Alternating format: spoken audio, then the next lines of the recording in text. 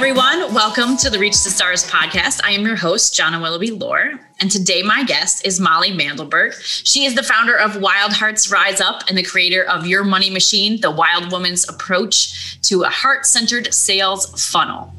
She does all sorts of cool things, and I think she's probably better at telling the rest of her bio than I am. But I just have to say that she is recording right now from her teeny tiny van that she drives around the country. And I think that's awesome. So, Molly, will you tell everyone a little bit more about you and where you come from? Yeah, totally. So my name is Molly Mandelberg. My business is called Wild Hearts Rise Up, like you mentioned. And I work with coaches and healers and holistic practitioners and emerging thought leaders who are ready to expand beyond one-on-one work. So I help them get clients, but I also help them to systemize their brilliance and, craft their deep work into inspiring content and hot copy so that they can reach more people and make more money with less time spent. Like you said, I do that from my teeny tiny house, but it's actually a very large van. It's a Mercedes Sprinter van. It's a 2013 3500, and I've completely converted it myself into a tiny home on wheels. I've been nomadic for about 12 years, and I just couldn't decide where I wanted to live full time because I have people that I love all over the place. And so my ideal version of reality was to be able to live everywhere. And so I built this little apartment that I could take with me wherever I go, which is pretty awesome. It also is terrifying for me. Yeah. My sister and her husband have a similar deal. They have a 5-wheel trailer and they just cruise around the country in their trailer. Yeah, it's fun. And I'm also an artist and a writer and a maker of things. So that also fuels my time and attention. Awesome. So will you tell us more about your process of converting your van and Yeah. So actually a lot of people are converting vans right now. I think that quarantine has inspired a lot of people to realize that they can do their work from anywhere, or while they don't have a job, they might as well chase a dream. And so I've had so many people reach out to me and be like, what do I do? How do I start? And it's like, okay, step 1, you get a van. And step 2, you figure the rest out. I had no idea how big of a project I was getting myself into until I was standing inside of this van, ripping out a floor. Couldn't get the first step was to take the floor out so I could clean the bottom of the van and start putting a new floor in. And there was this one bolt that wouldn't come out. And I suddenly had to go into problem solving mode of drilling into this bolt and then cutting the top of the bolt off and then wedging it out and then finally getting the floor out. And that's really a metaphor for this entire build is you think you're going to go in there and just get this thing done. And suddenly you have to problem solve and sort of order of operations, the whole project, because the wiring has to go in before the insulation is done, before the walls can go in, before the ceiling goes in, but then you have to know the wires are in the right place before you can put the roof in. And it's just all these different components. But in the process of learning this, which I did a lot of it on YouTube, and I'm about 2 years and 8 months into living in it full time, I started traveling in it as soon as I had the floor in. But in this process, I've become a carpenter, I've become a plumber, I've become an electrician. I did all the solar, all the electrical myself. And right now, yesterday, we actually just finished fixing a drawer that was messed up in the trunk, which is a giant drawer that comes out in the garage.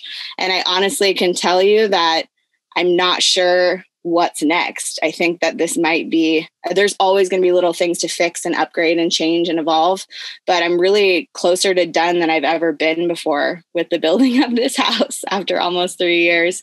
And it's been a huge life lesson, a huge confidence builder of, yes, I can build anything. I can make things that I want to see in reality. I can just manifest and create into my literal reality around me and make it beautiful and functional and useful. And it's been an awesome project for sure. So that is so cool. So I'm curious, how do you get Wi-Fi in your van? So most people know you can hotspot from your cell phone. My phone plan, which I've been on for decades, doesn't have enough hotspot data, even though I have an unlimited plan. My unlimited plan throttles my hotspot data. So I just got a second phone from Sprint that has 100 gig of hotspot on the phone plan.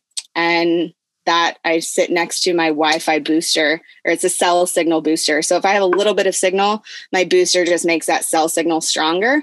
And then that makes my hotspot work better. So I'm using my hotspot right now as we're talking. That's awesome. Yeah. It's just so interesting. I'm like, I want to see what else is in your cool van. So anyone who's not watching the video, make sure you go to YouTube and scope out the video. You can see a little bit of her tiny house in the background. Yeah, totally. There's more van build videos from me on YouTube too. You can check. We'll make sure we put links to some of that stuff in the show. Yeah. Go check it out. So tell me more about how you ended up starting your own company and like what your journey was before you did that. So I spent a lot of my 20s traveling the world in a backpack or in the back of my Subaru, going to music festivals or traveling abroad in the winter and really being pretty much broke, being really comfortable, having very little to no money. I would save maybe $1,000 and fly to Southeast Asia for 3 months. Like I did not do well with my finances, but I was really good at making it work. I was tenacious. I had a knack for finding places I could stay or finding places I could work or finding a job that I would stay at for 2 or 3 months and then quit and leave again. So I was very nomadic, but I always made it work. I never missed paying my phone bill or anything like that. And it was about 28 or 29 years old when I went to a workshop in New York, which I was really fascinated by. I've was raised believing in some pretty far out woo-woo stuff. And I had a passion for past life regression therapy, which is about going into a hypnotic state and accessing potentially past lives you've actually had, or sometimes people can believe that they're fictional. Either way, there's miraculous healing that can occur by accessing these storylines.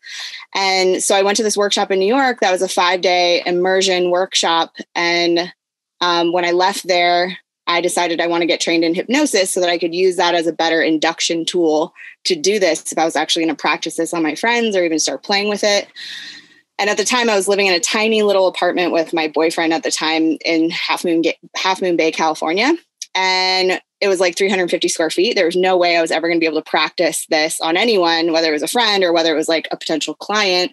So I organically ended up finding this little office to lease and decorating it. And basically, when I signed the lease for this office, within 10 days, I had a business name, a website, a business license, business cards. I had signed this lease.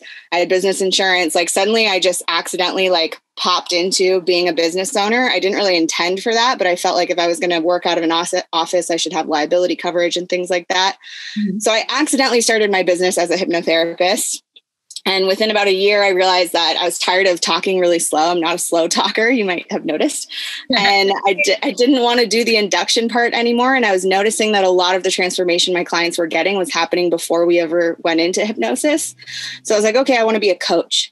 And as I did that, as I started trying to figure out what my niche was and who I really wanted to serve and how I really wanted to help them and what I could zero in on as like my focus, in that process, I started building out courses and developing email sequences and like geeking out on automation and on the tools that we can use to really streamline running a business.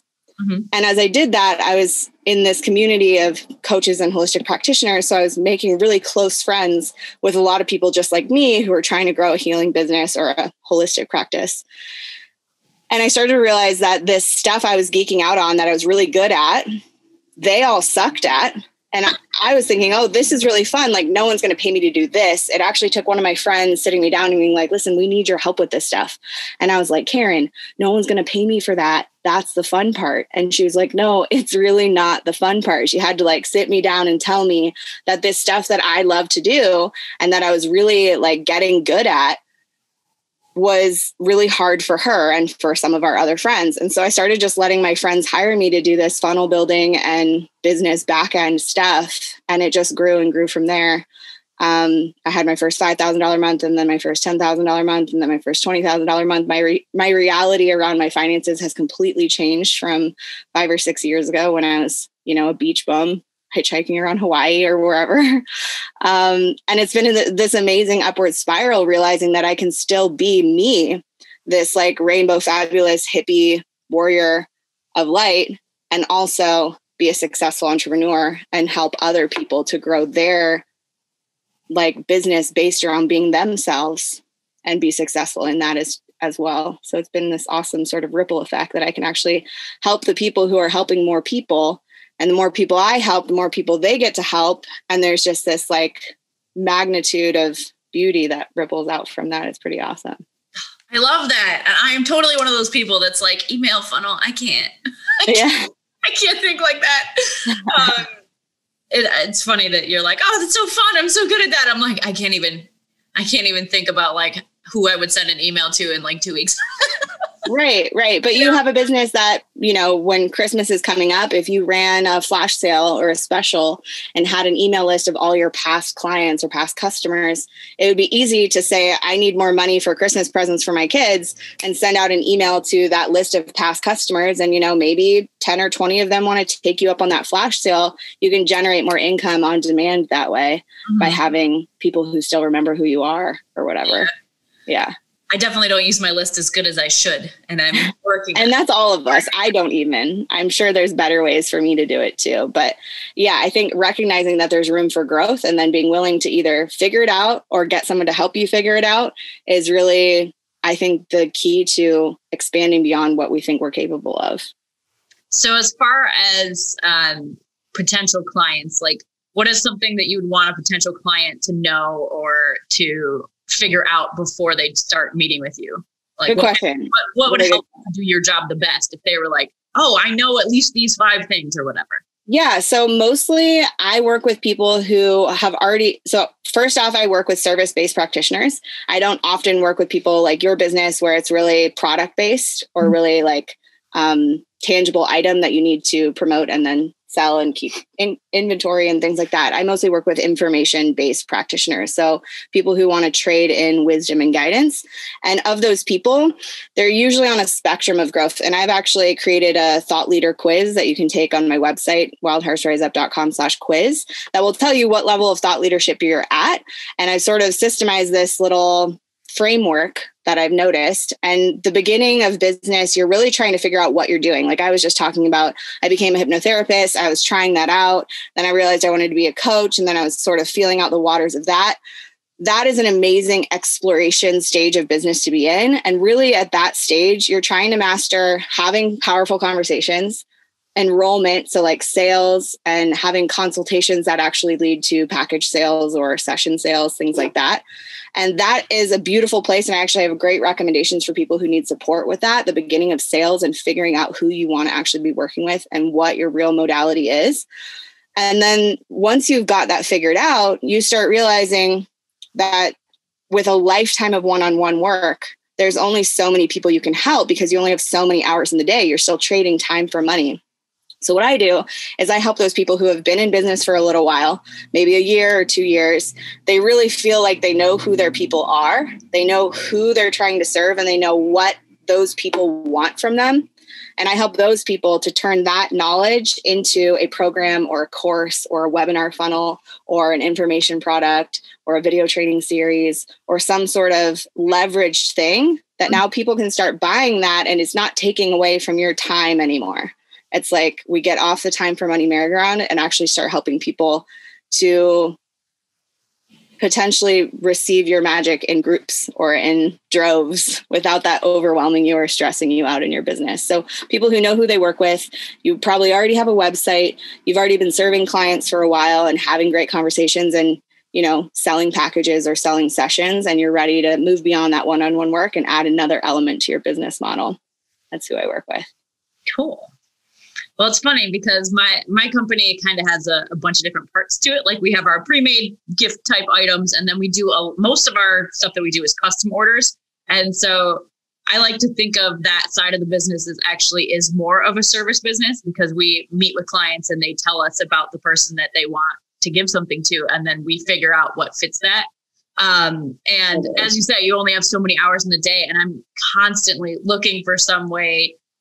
Because I know that I do all sorts of other things besides just running this papercraft business. Obviously, I have a podcast and I'm a writer and a performer and all this other stuff. Yeah. So one of these days we should chat because I'm always looking for ways to like put some of that into something that people would say, oh, I want to buy that book or whatever, like. Yeah, absolutely. Or even automate some of the process so that people can start answering those questions before you even get on the phone with them. And then you already show up with the ideas because they've filled out a form or whatever. I actually wanted to show you. I unplugged my computer. Because you're saying you dabble in both sides too. I dabble in the product side of things too. This is actually an Oracle deck that I spent 2 years making for those of you who are watching us on video. For those of you who aren't, you can check it out later. We'll give you a link to it. But yeah, I realize that as I systemize more of my business and I get more time for me to drive around the country or to write my latest book or, have time for passion projects. That's sort of the beauty of automating some of your business is you get more time for the things you really want to create. And your life isn't just about serving your clients and taking care of your family and going to sleep and waking up and doing it all over again. So I spent 2 years making this 60 card deck with a book inside of it that explains everything. And that was really fun for me. That's awesome. Oh, yeah. Good one. So I love that you got your start on your entrepreneurial journey by being interested in past lives.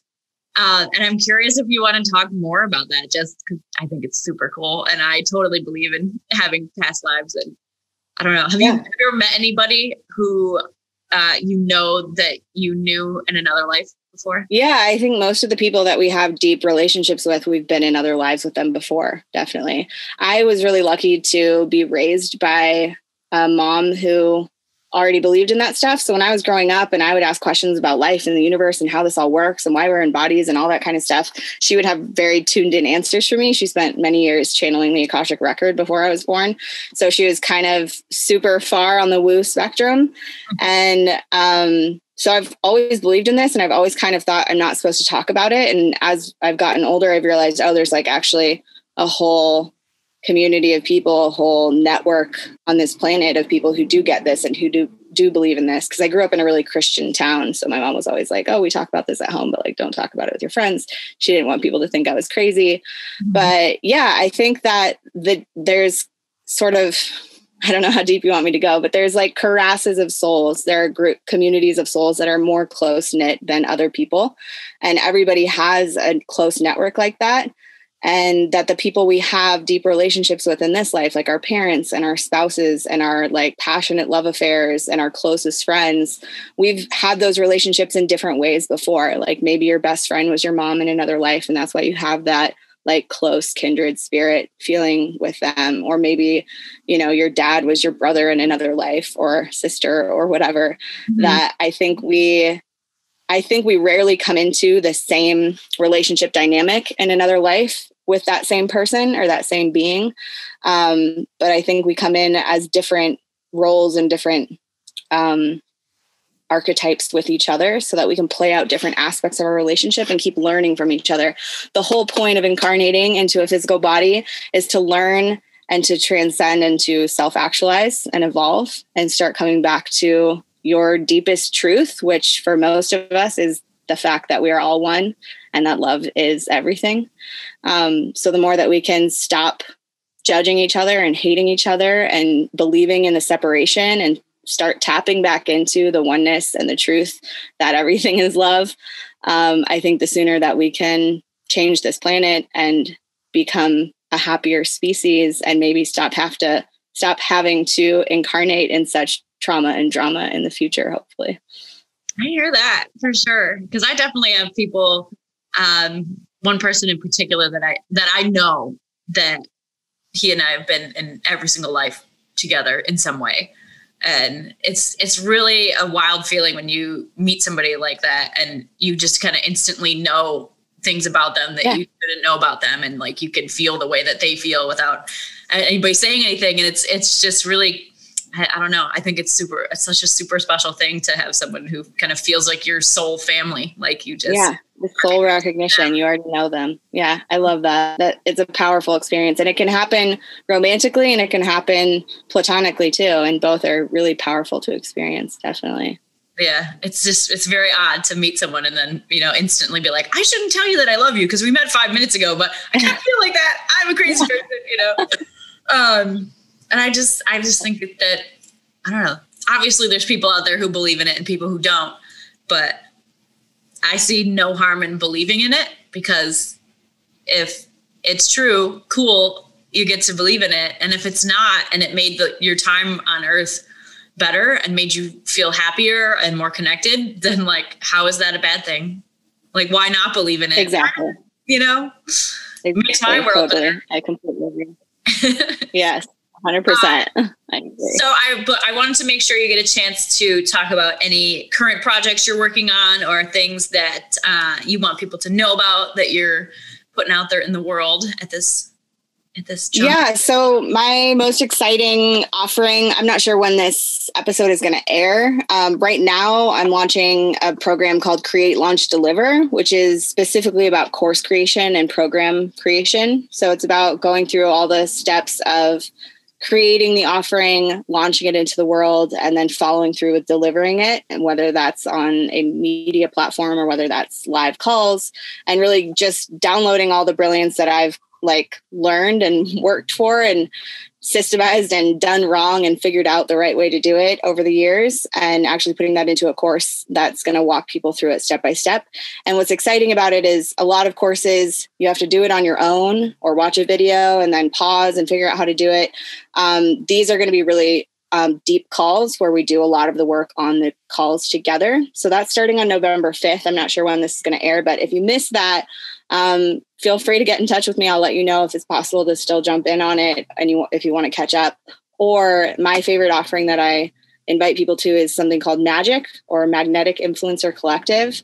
And that'll be starting again early 2021. And that's a 6-month program really about the accountability and support you need to market your business. So a lot of people are really great at what they do. They suck at talking about what they do, and they suck at following through with social media or emails or putting all those pieces of the puzzle together. And I've created a group program where we actually do that all together, and we keep checking in on a regular basis over 6 months, asking you what you're creating, giving you tools if you need them to follow through with that with ease, and then celebrating you as you take big strides in your business. And the people who have been in that program have actually found so much more ease, so much more automation, created so many more offerings in their business that they can now share on any platform, and just create that sense of confidence and flow with the menial, annoying tasks that if we don't do them enough, we don't really get good at them.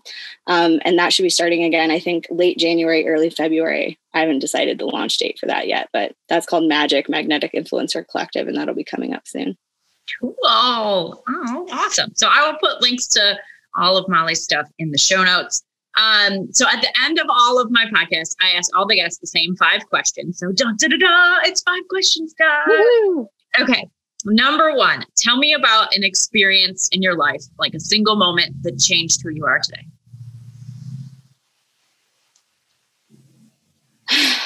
A single moment. There's been so many of them. I'm trying to, speaking of soul recognition, I'll just go there and say the first time I met my first love, I had been walking through the world with this agreement of I'll never fall in love, because I had seen my grandparents so madly in love, and then my grandmother died, and then my grandfather died. And I had made this decision in life that I'll never fall in love, because even if you live happily ever after, one of you has to die first. And that all went out the window when I met my first love. And I had this radical transformation of recognizing it is absolutely better to have loved and lost than never to have loved at all. So that was a huge transformation for me, becoming someone who is willing to care after being sort of cold and heartless for a while. It is. It's definitely a risk, putting yourself out there to love somebody else like that. Yeah. It certainly is. But it is totally worth it. Okay. Number 2, when you feel defeated or overcome, what do you tell yourself to keep going? I have an amazing set of tools called Access Consciousness. It's like a whole school of thought that's like law of attraction on steroids. It's so much fun. But one of the core tools in Access is to ask questions. So whenever I get to that kind of stuck place, or that really I can feel the trauma and the drama rising up and feel defeated, I ask questions. And some of the questions I would ask are, what else is possible here? What's right about this that I'm not getting? Who am I today? What grand and glorious adventures will I be having or creating? what else is possible and how does it get any better than this are the main ones. And also recognizing we're empathic creatures and that we're picking up on other people's shit most of the time. Excuse my language. I forget if I can swear on the show. All day, every day up in here. Yeah, 99.99% of the stuff that we're feeling on a regular basis, especially when it comes up like that, like really aggressively, it's often not ours. And if we ask the question, who does this belong to, and say return to center with consciousness attached, it actually lifts some of that garbage off of us so that we can be ourselves again without other people's stuff. So those are a bunch of, like, I just gave you 6 tools or something like that. But those are the kinds of stream of consciousness questions I start asking myself to get back into the energy of me and the energy of ease, joy, and glory, which is all from accessconsciousness.com if y'all want to check it out.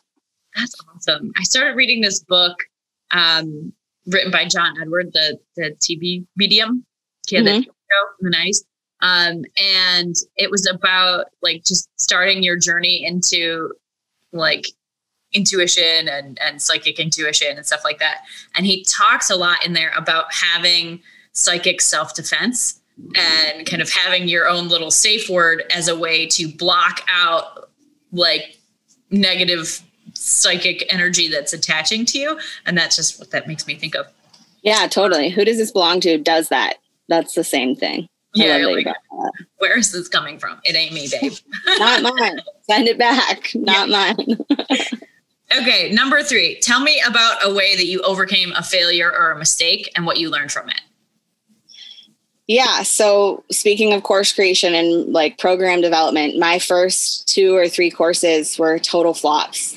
I did it all wrong. I didn't market it well. I didn't name it right. I didn't know what I was doing. I didn't know who I was serving. I didn't know who I was marketing it to or how to market it well or have any audience to really market it to, any of that.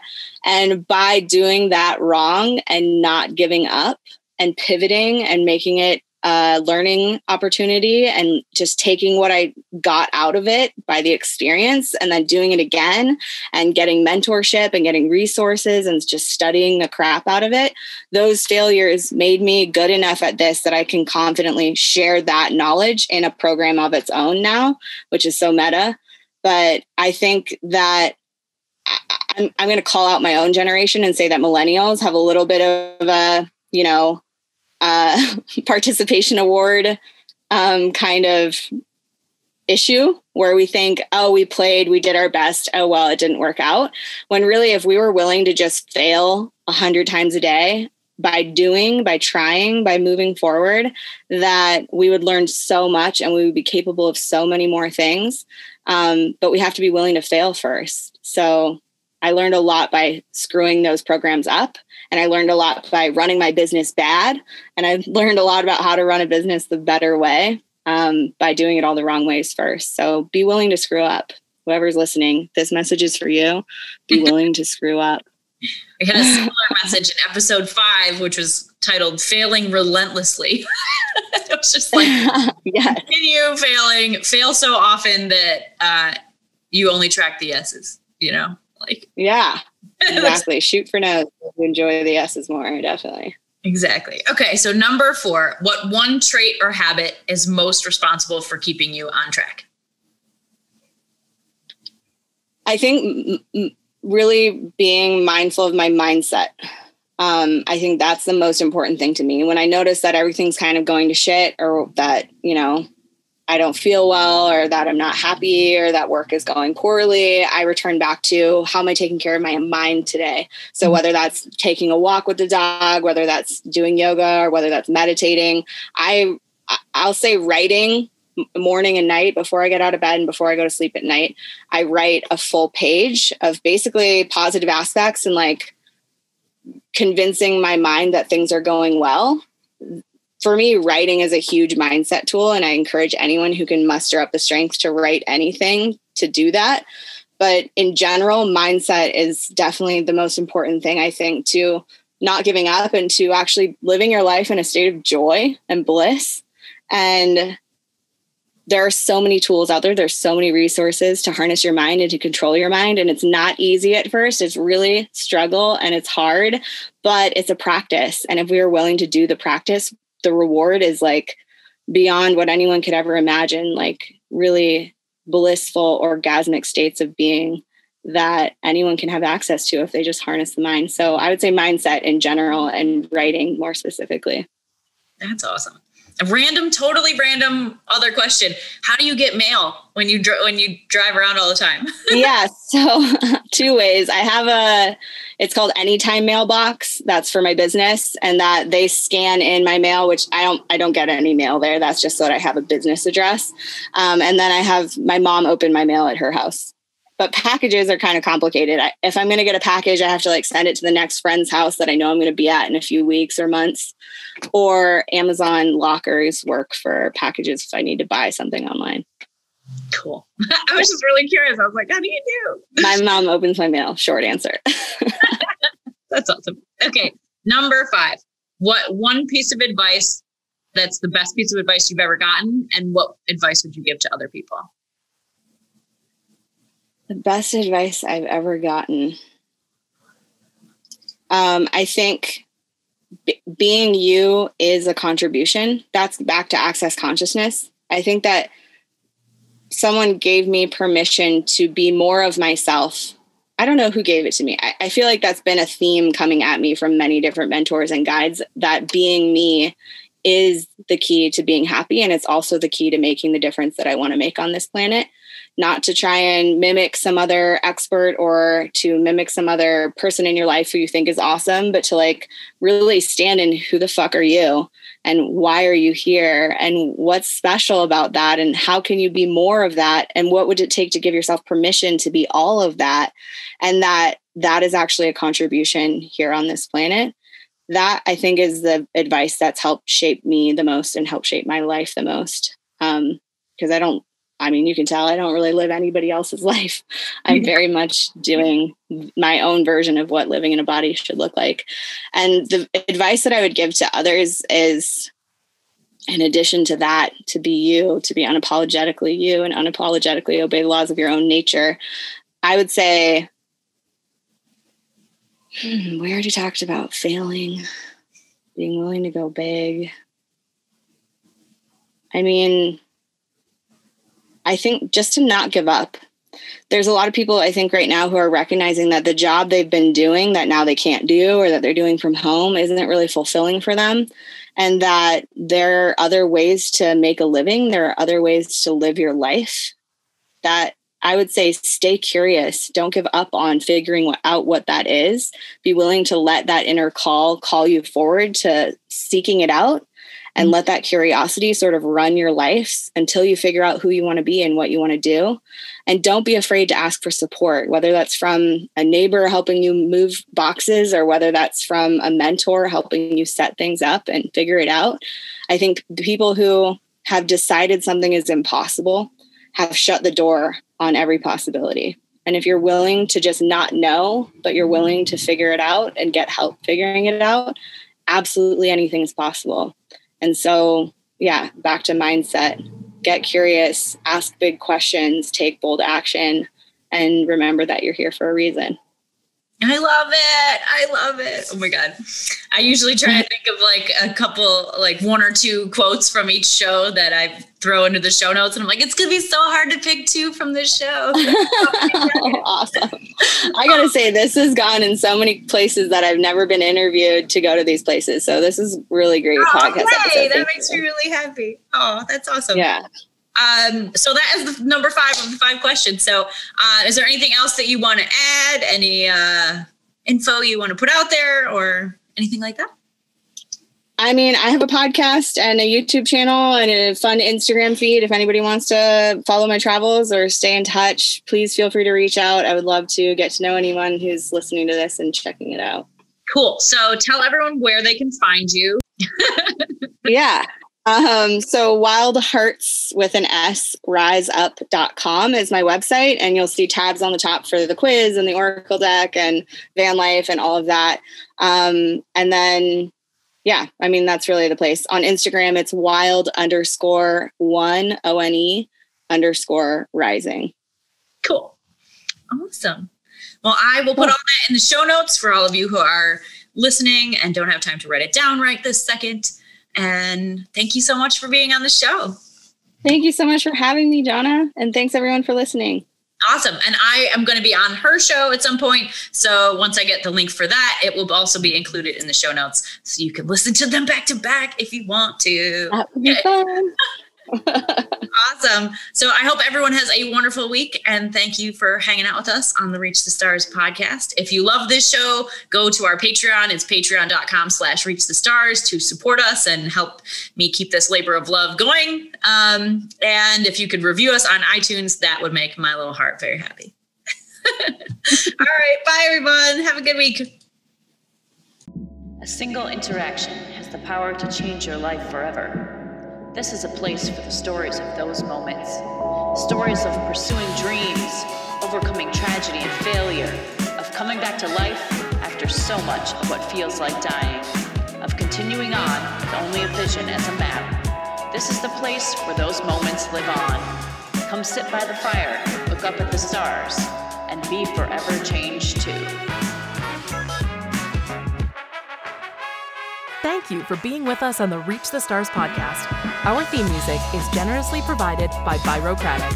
You can find him on bandcamp.com. Thank you to all of our current patrons, guests, and everyone else who helps make this dream a reality. We are so proud to be building this amazing community with all of you.